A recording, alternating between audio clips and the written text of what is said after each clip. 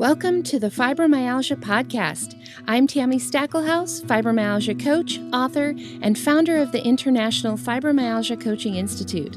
The goal of this podcast is to empower you with access to the dream team of experts and coaches I've discovered are key to living the fibro life you love.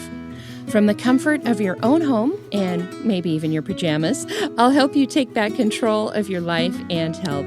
To help out with FibroFog, I always include full show notes and additional resources at fibromyalgiapodcast.com. You're listening to the Fibromyalgia Podcast with Tammy Stackelhouse, Episode 12.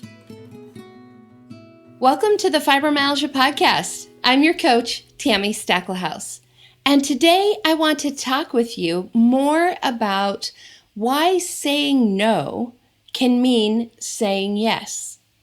I talked a little bit about this in episode 9, just a couple episodes ago.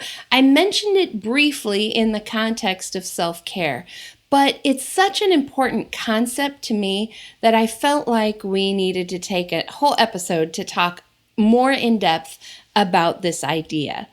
Now, when it comes to treating fibromyalgia, I really feel like there are several different areas we have to address. Number one, in order to feel better, we have to find the right treatment options for us. There really are things going wrong in our bodies, and we need to find the right treatments to help make that better. The second thing we have to look at is our own self-management strategies. This is everything from watching what we put into our body, how we move our body. It comes into some of the life hacks and the tips on how to live easier with fibromyalgia. Some things like the tips I gave in our last episode about how to travel when you have fibromyalgia. And the third aspect that we can't ignore is our mindset.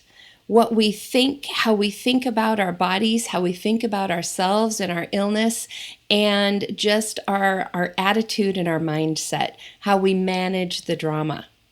So those are the three aspects that I believe you have to really manage and address and truly have in order to manage your fibromyalgia in the best way possible.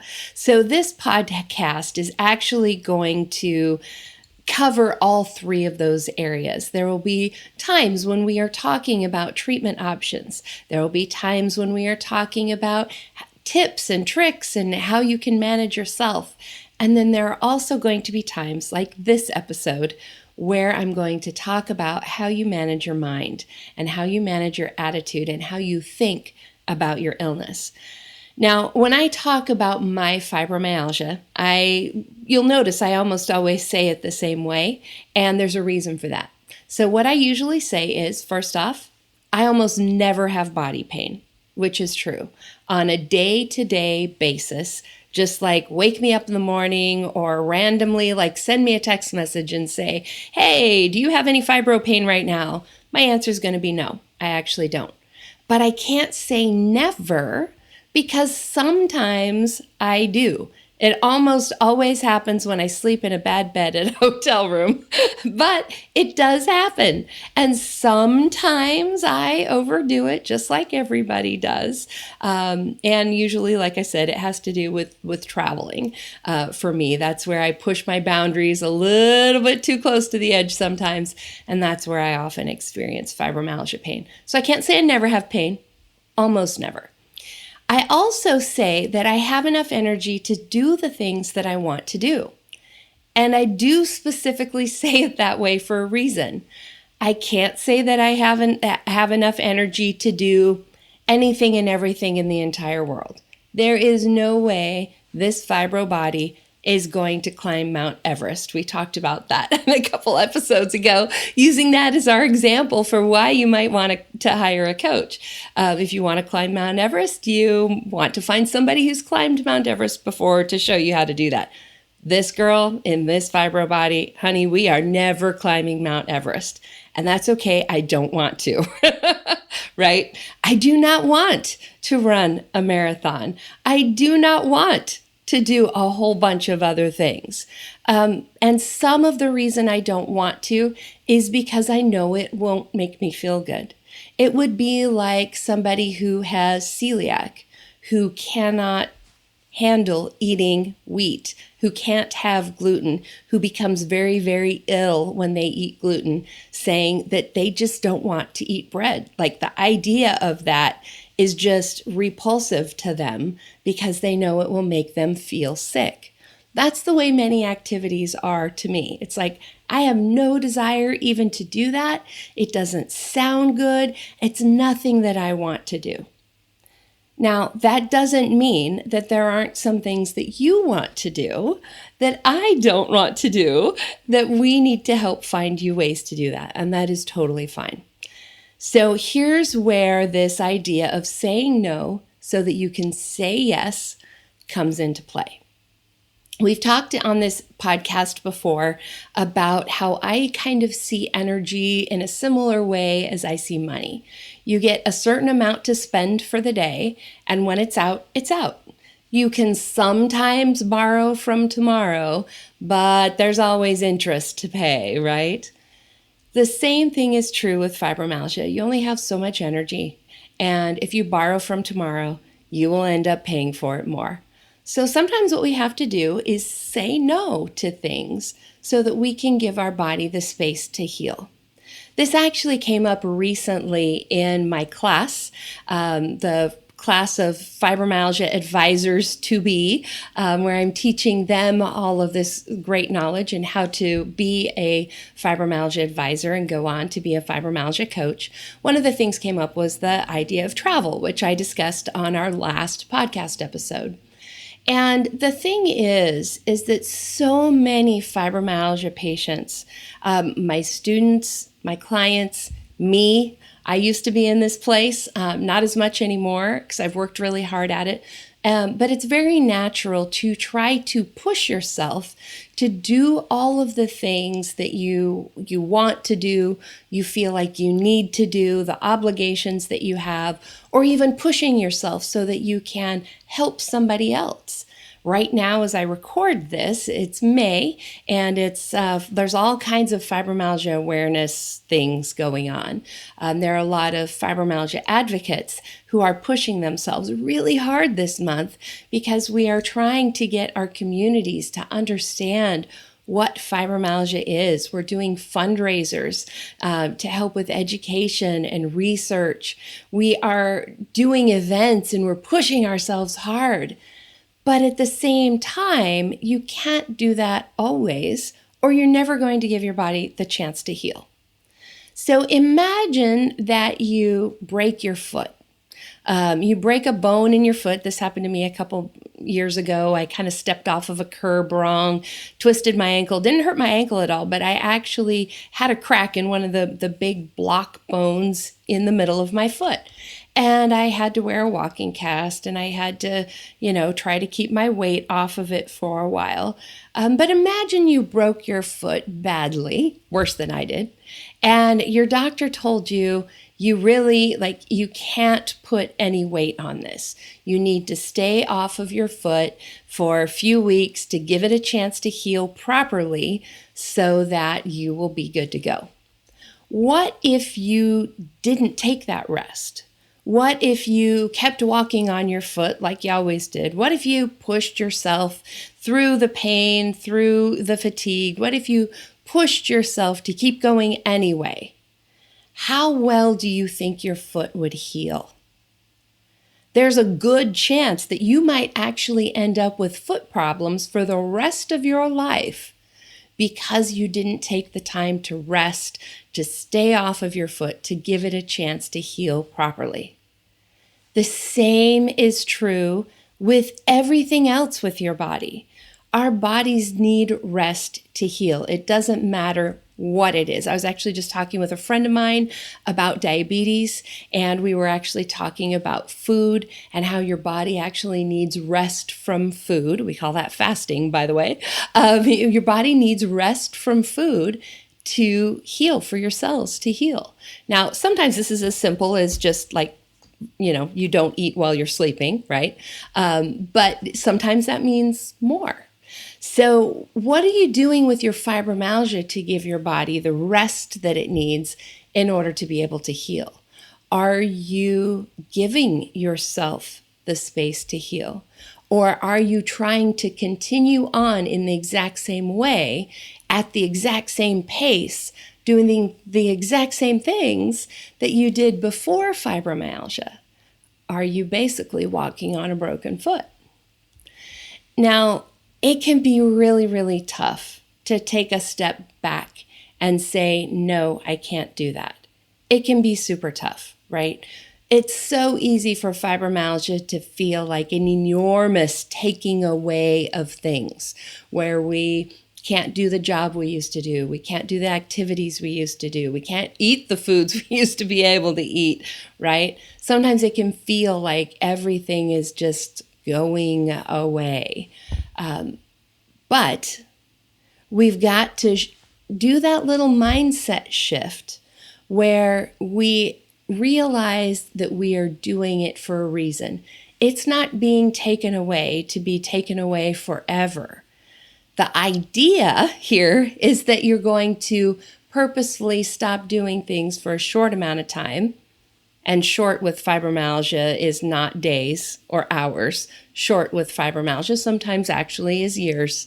But the idea is that you say no, so that you can say yes to other things, or say yes eventually in the future to doing that same thing again. So a few episodes ago, I talked about the joy list, and I suggested that you start making a list of the things in your life that bring you joy. Now, in our next episode, I'm actually going to walk you through the full joy list worksheet with all of the how to add things back into your life. So we'll be doing that next. But for now, I just want you to sort of bring back to mind that list that you've been creating, the things that bring you joy, the things that you want to do, the things you want to spend your time and your energy on. If you're spending your time and your energy on other things, then you won't be able to say yes to those, right? So you might have to say no to something else in order to heal. You might have to say no to something else in order to say yes to the things that you really want to do. So again, just thinking like energy, like money. What do you want to spend your energy on? What do you want to spend your pain-free moments on? What do you want to spend your clear brain time on? When I was writing my book, that was time that I needed to have a clear brain. So there were lots of things that I said no to while I was writing my books so that I had clear brain space to be able to write my books. So there were groups. I was a support group leader at the time. One of the things that I did was step down from being a support group leader. If I hadn't done that, I wouldn't be here talking to you guys now. So sometimes saying no to something in your life makes the space for you to be able to say yes to something bigger and better later on. One of the things my dad always told me, and I can't remember if I've said it in this podcast before or not, but he used to always say that it's not that hard to choose between good and bad. What's hard is choosing between good and best. And I think that that is so true. And when it comes to fibromyalgia, we have been given the gift of, and yes, I do mean gift, we have been given the gift of being aware of the fact we can't do everything. We've been given the gift of having to choose, which means we have the gift of making those choices count. So many people in life just go through their lives without really being aware of the choices that they make. And so many people get to the end of their lives. You hear these stories all the time where people get to the end of their lives and they have regrets. They have regrets of the things they wish they had done, or regrets for the things that they wish they hadn't done. But it all comes down to the choices that they made throughout their lives. And they get to the end of their lives and they realize they wish they had made different choices.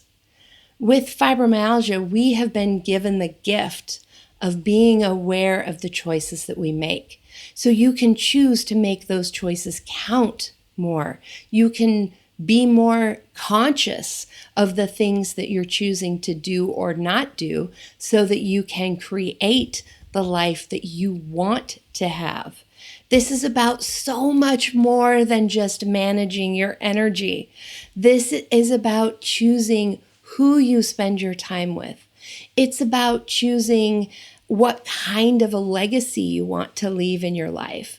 This is about choosing whether you want to spend your energy making the world a better place or just existing. When it comes to spirituality, it even includes that, how you choose to live your life and what you choose to believe as you are living that life. Fibromyalgia gives us so many gifts. And I think the gift of having to make choices is my favorite one, to be totally honest.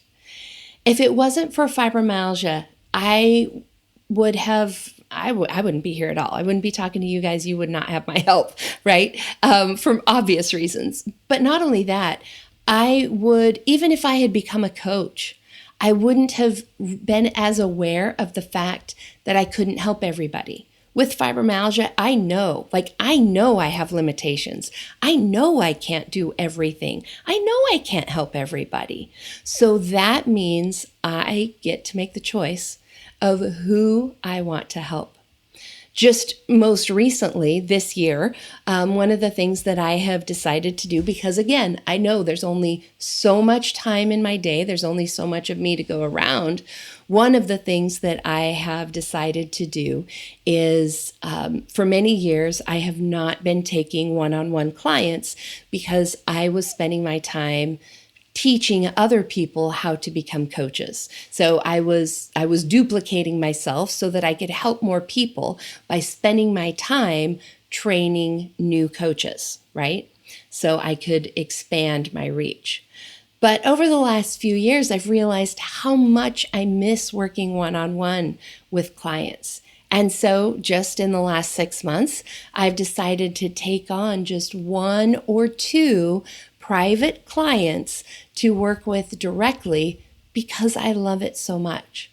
And this is a choice that only would have come out of the fact that I have fibromyalgia and I know I can't do everything. So where do I want to spend my time?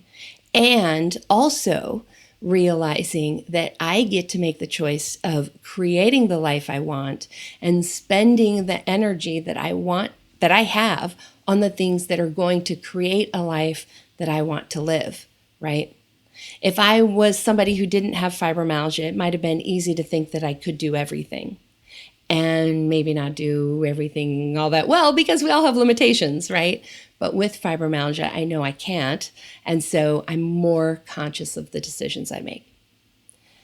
So now that I've given you an idea of this concept of saying no to things so you can say yes, which is really all about the power of your ability to make choices, right? It's the power of making choices.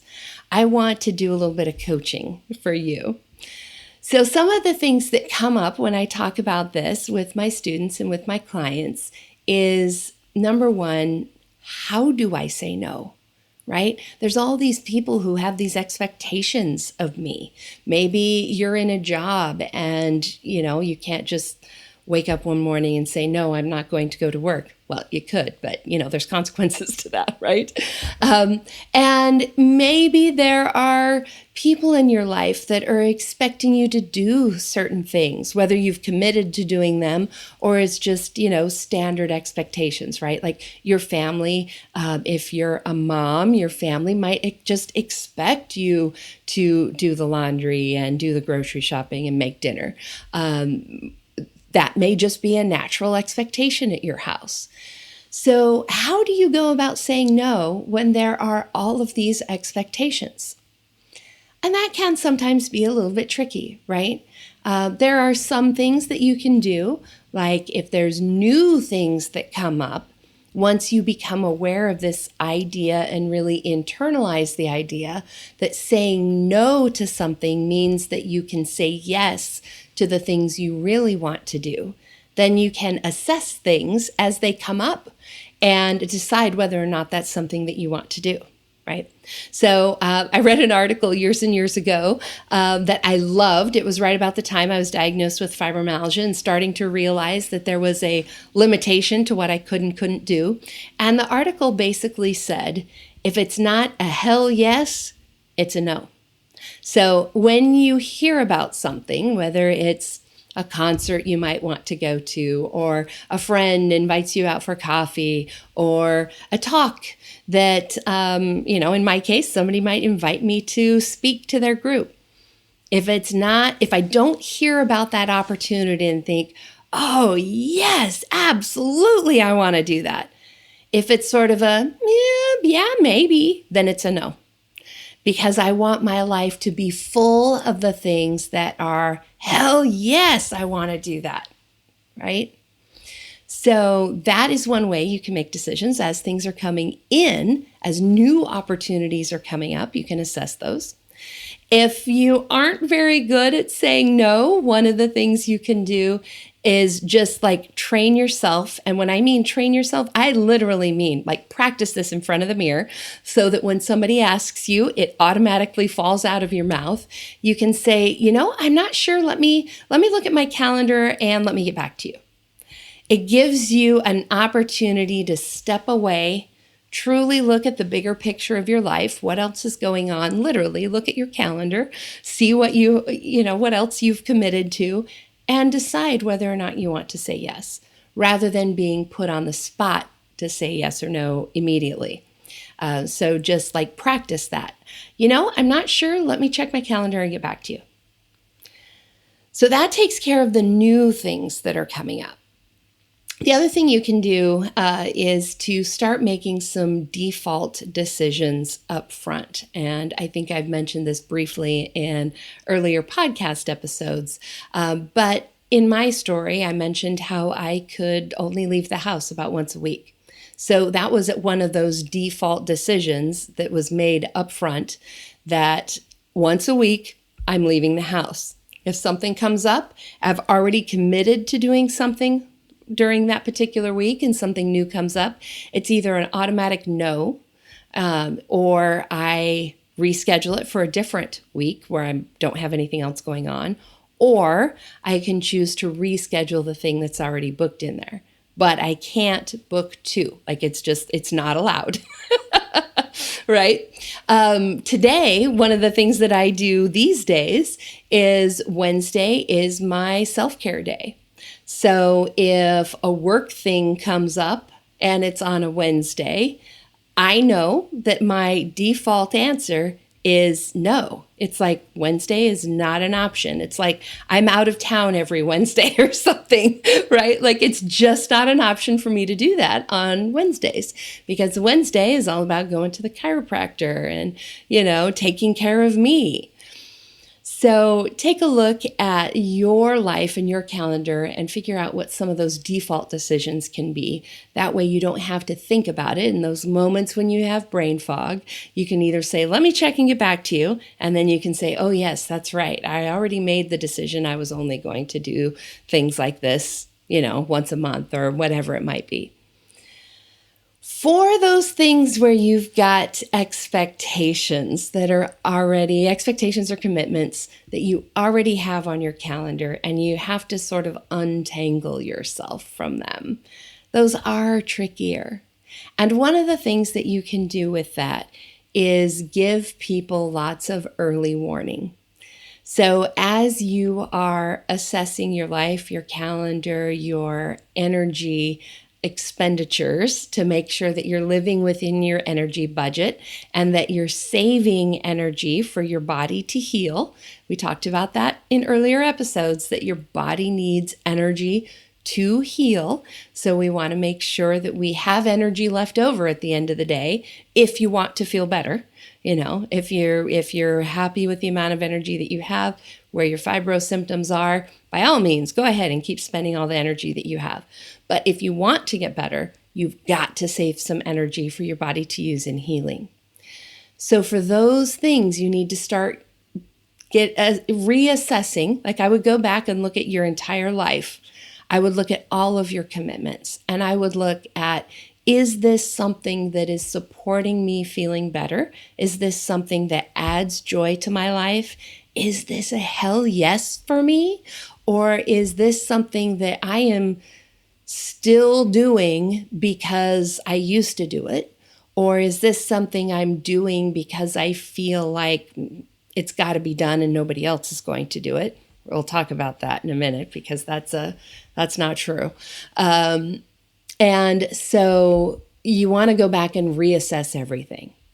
If there's something that you feel like, this is no longer serving me, this is no longer a good fit for my life, then what I would do in those circumstances is go to the people that you are reporting to. Like, so in my case, with stepping down from the support group, I would talk to my co-leader. I would let the support group know, things like that, and say, hey, this is a change that I have to make.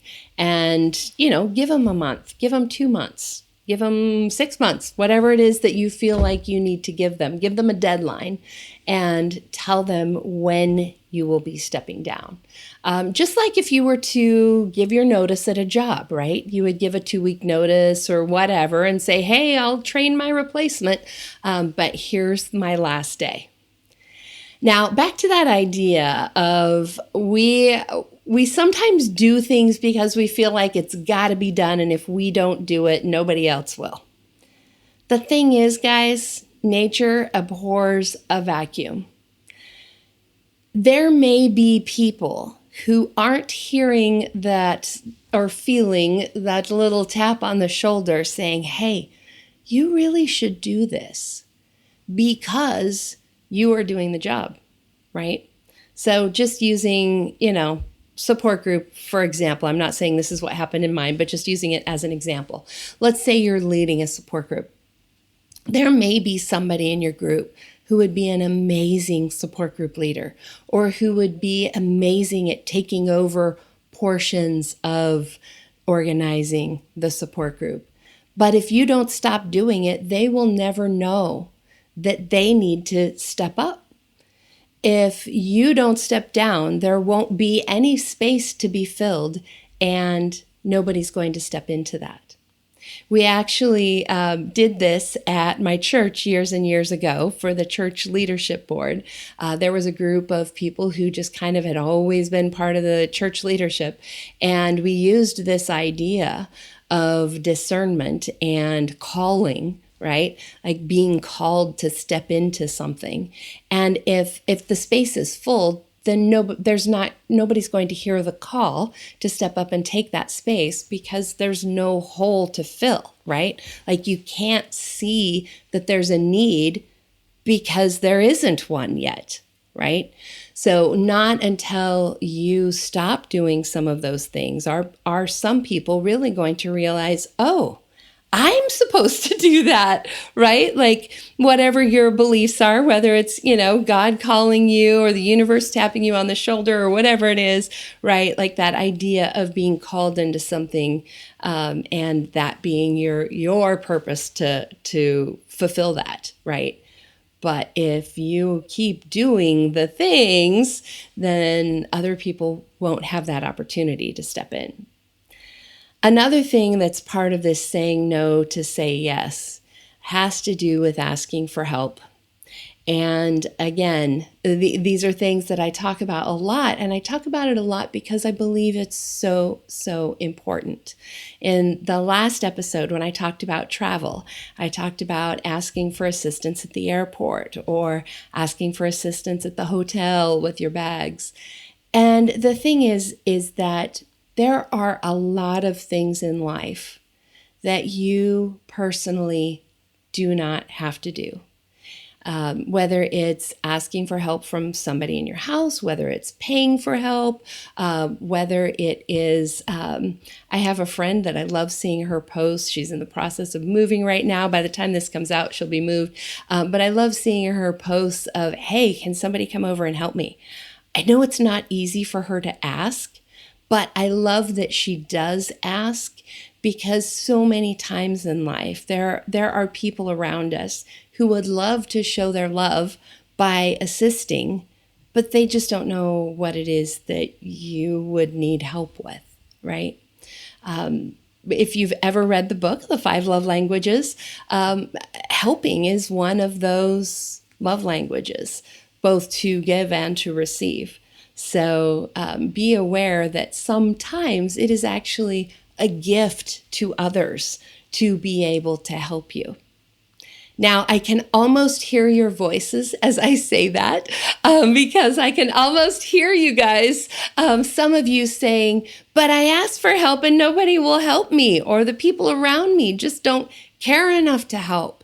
And yes, that can sometimes be a challenge. And that is a whole nother podcast episode that we will absolutely get to, because there's things that we can do both in how we ask and who we ask and when we ask. There's so many factors, so many things that we can do differently that can increase the chances of somebody offering us help. But that is another podcast episode that will come in the future. So for those of you who are sitting there listening to me talking and thinking, but you just don't understand, I want you to know, yes, I do understand. I am just choosing to talk about that in a different podcast episode, because we're already, half an hour in, and I need to start wrapping up this episode. So back to this idea of saying no so that you can say yes. Saying no sometimes is very emotional. Sometimes for some people, it really feels like a failure to say no, or to say, I can't do that for you, or to step down from something might feel like you are admitting defeat or something. And I want you to shift that mindset. You may need help shifting that mindset, like depending on your history, depending on what's happened in your past, depending on the challenges you're going through right now in the present. You may need help from a counselor or a spiritual advisor or a coach or a friend to talk to.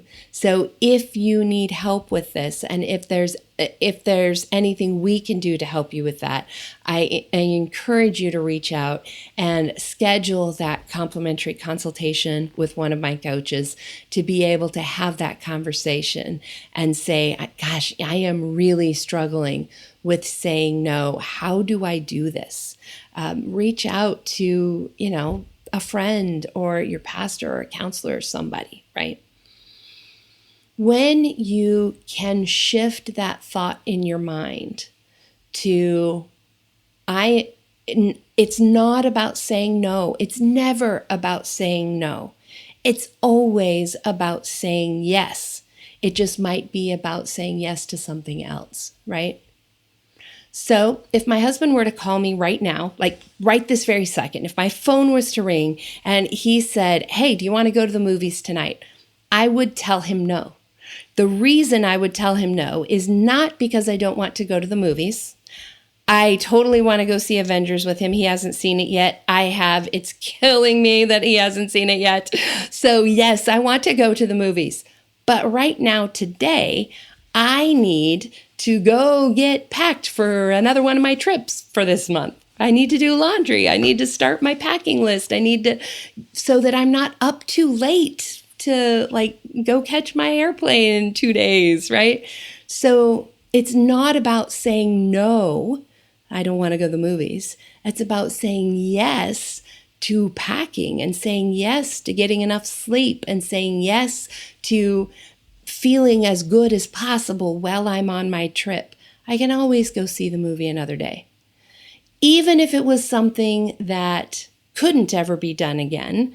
It's always like you're always weighing things on a scale. And what is it that you really want to do? We used to talk a lot about this in my support group about some things being flare worthy.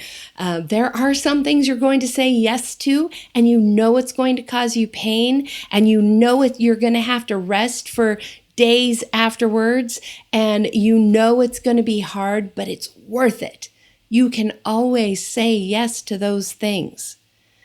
But just make sure that you're making the right choice for you, that you aren't just automatically going with the flow and, doing what people expect of you without you making the decision for what it is that you want to do and the life that you want to create for yourself. And again, if you need any help with this, we are happy to have that conversation. This is something I work with a lot with my private clients. I talk a lot about mindset. I talk a lot about shifting that idea from saying no to things to choosing to say yes to something else instead.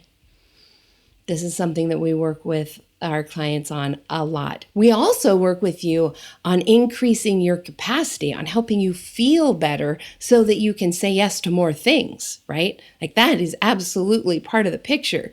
We help you figure out the treatments that are going to help you feel better. We're going to help give you all the tips and the tricks and the life hacks so that you can do more.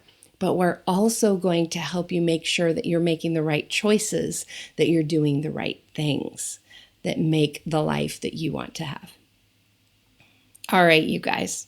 So next episode, I'm going to dive into the joy list with you. So before you listen to the next episode, I encourage you to go back and listen to previous episodes. I'll look it up and I'll put it in the show notes exactly which one it is that you should listen to before next time if you haven't. And you'll also want to go download the joy list worksheet. I'll remind you guys all about this at the beginning of the next episode. But if you can do it ahead of time, that will save you a little bit. And we will actually go through the joy list on the next episode. I will walk you through that. In future episodes, we're also going to be talking about the Family Medical Leave Act and how that applies to fibromyalgia and potentially to your life if you're working. We're also going to talk about getting special work accommodations to make working with fibromyalgia easier. I have a special guest that's going to join me for that. One of my coaches, Julie Hamilton, she has worked with the FMLA, the Family Medical Leave Act, since it was created. She was an HR director and manager for over 20 years. She is now a certified life coach, a certified fibromyalgia coach, a certified youth life coach, and this is her area of expertise. So we're going to have her on to talk through all of that with you from an HR and a fibromyalgia perspective.